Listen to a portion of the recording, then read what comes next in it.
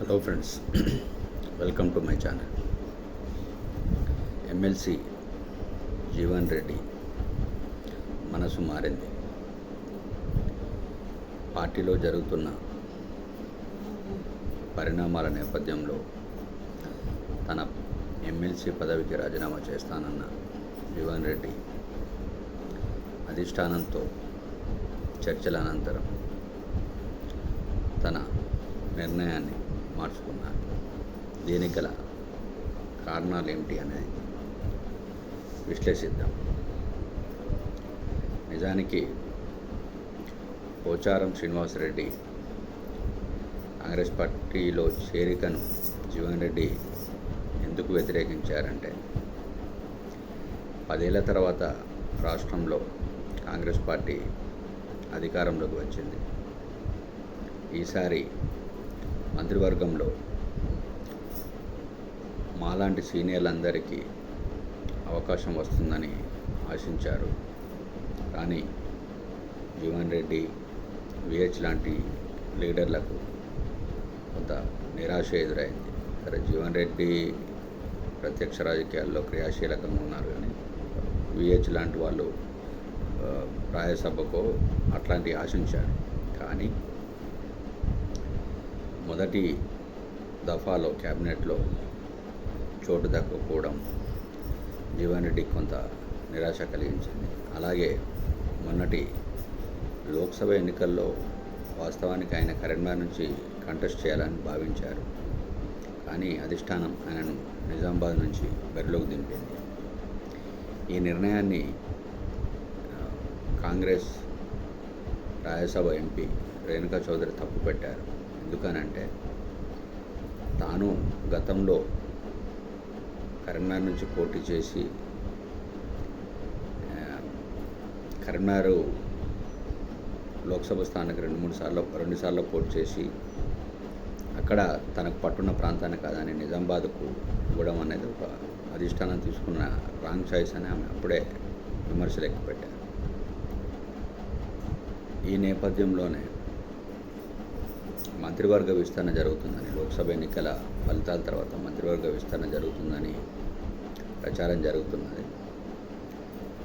July మొదటి వారంలో ఈ విస్తరణ ఉంటుందనే వార్తలు వస్తున్నాయి. ఈ విస్తరణలో 6గురికి చోటు దక్కవచ్చు అంటున్నారు. అందులో 2 రెడ్డి, 2 బీసీ, 1 ఎస్సీ, 1 మైనార్టీ అనుకుంటున్నారు. అయితే రెడ్డి సామాజిక వర్గంలో ఆల్రెడీ పి సుదర్శన్ రెడ్డికి, నిజామాబాద్ జిల్లాకు చెందిన పి సుదర్శన్ రెడ్డికి దాదాపు బెర్త్ ఖాయమనే అనుకుంటున్నారు. ఆయనకు హోంశాఖ కూడా ఇవ్వచ్చు అనే ప్రచారం జరుగుతుంది. సో మిగిలిన ఒకదానికి మల్రెడ్డి రంగారెడ్డి లాంటి రంగారెడ్డి జిల్లాకు సంబంధించిన లీడర్ రావచ్చు అని అంటున్నారు. సో మొదటి దఫాలో అన్ని జిల్లాలకు ప్రాతినిధ్యం రాలేదు కాబట్టి, ఏ జిల్లాకైతే ప్రాతినిధ్యం రాలేదో ఆ జిల్లాల నుంచి ఈసారి మంత్రివర్గంలో తీసుకోవాలని ఒక ఆలోచన అధిష్టానం చేస్తుందని తెలుస్తుంది. ఈ నేపథ్యంలోనే పోచారం, కడియం శ్రీహరి, దానం నాగేందర్, తెల్లం వెంకట్రావు, అంటే బీఆర్ఎస్ నుంచి వచ్చిన ఎమ్మెల్యేలు, 5 ఎమ్మెల్యేలు శ్రీహరి, పోచారం చాలా సీనియర్లు. సో వాళ్ళు పార్టీలోకి వస్తున్నారని అంటే ఎంతో కొంత ఏదో ఒకటి స్పష్టమైన హామీ లాంటిది ఉంటే తప్ప వాళ్ళు రారన్నది వీళ్ళ ఆలోచన, కాంగ్రెస్ పార్టీలో ఉండే సీనియర్ల ఆలోచన. అందుకే వీళ్ళు వస్తే మా అవకాశాలు ఎక్కడ దెబ్బతింటాయో అనే ఒక ఆలోచన వీళ్ళలో ఉన్నది. అందుకే పోచారం రాకను జీవన్ రెడ్డి వ్యతిరేకించినట్టు మనకు తెలుస్తుంది. అయితే జీవన్ రెడ్డి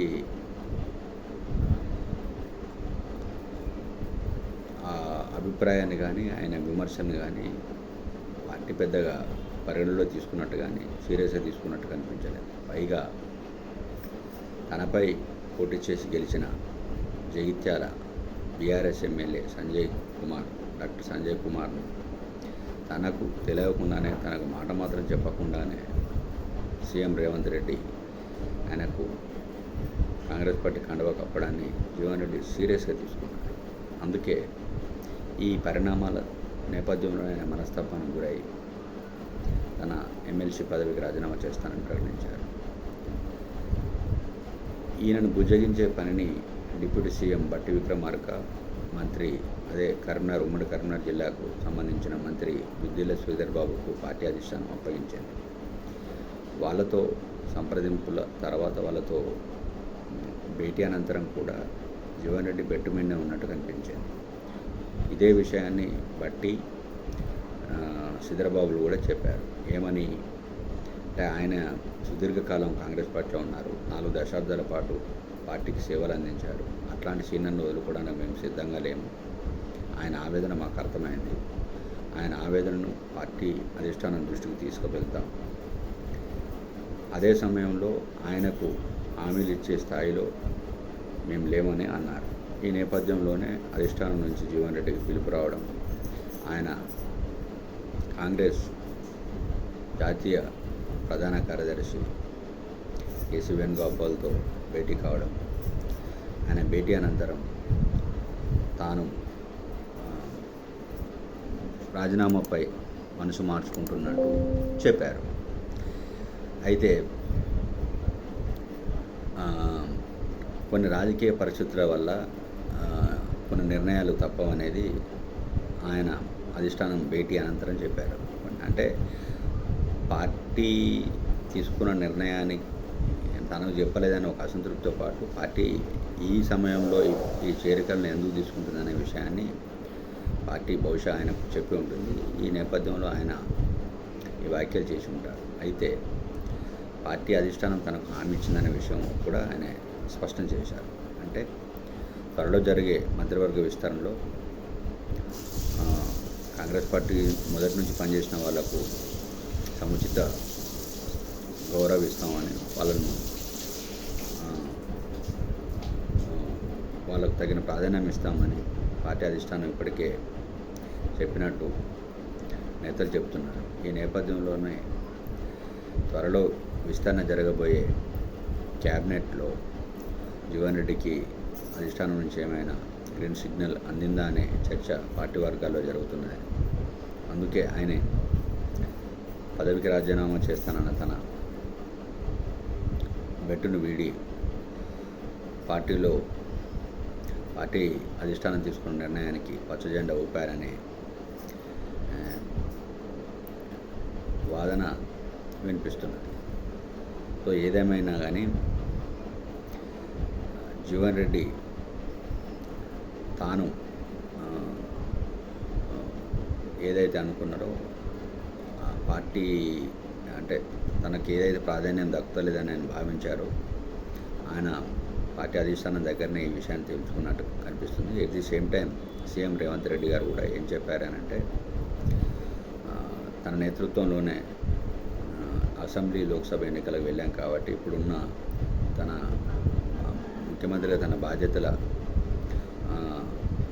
మీద పూర్తిగా దృష్టి సారించాలంటే పార్టీ పిసిసి అధ్యక్షుడు కొత్తవారు నియమించాలని అంటున్నారు. బహుశా మరే జీవన్ రెడ్డికి క్యాబినెట్లో చోటు దక్కుతుందా, లేకపోతే పిసిసి అధ్యక్ష పదవి లాంటిది ఏమన్నా ఇస్తామని ఏమన్నా హామీ ఇచ్చిందా, లేకపోతే ఇంకేమన్నా క్యాబినెట్ హోదాగల పోస్ట్కి ఏమన్నా ఇస్తామని ఏమన్నా వాగ్దానం చేసిందా అనేది ఇంకొక వారం 10 రోజుల్లో మంత్రివర్గ విస్తరణ జరుగుతుందని అంటున్నారు. దానికి ముందే దీని మీద ఒక స్పష్టత వచ్చే అవకాశం కనిపిస్తున్నది. సో రాష్ట్ర కాంగ్రెస్లో చాలా రోజుల తర్వాత జీవన్ రెడ్డి ఒక హాట్ టాపిక్గా మారారు. ఆయన తీసుకున్న నిర్ణయం వల్ల ఒకసారిగా ఒక అటెన్షన్ అయితే క్రియేట్ చేయగలిగారు. సో ఈ ఆయన కాంగ్రెస్ పార్టీలో నెలకొన్న ఈ సంక్షోభం టీ కప్లో తుఫాన్లా తేలిపోయింది. కానీ కాంగ్రెస్ నుంచి బీఆర్ఎస్ చేరికల వల్ల మునుముందు కొన్ని నియోజకవర్గాల్లో కూడా ఇట్లాంటి సమస్యలు కాంగ్రెస్ పార్టీ ఎదుర్కోవాల్సి వస్తుందేమో అనేది ఇది ఉదాహరణ కనబడుతుంది. చూద్దాం ఏం జరుగుతుంది అనేది. Okay. Thanks for watching this video.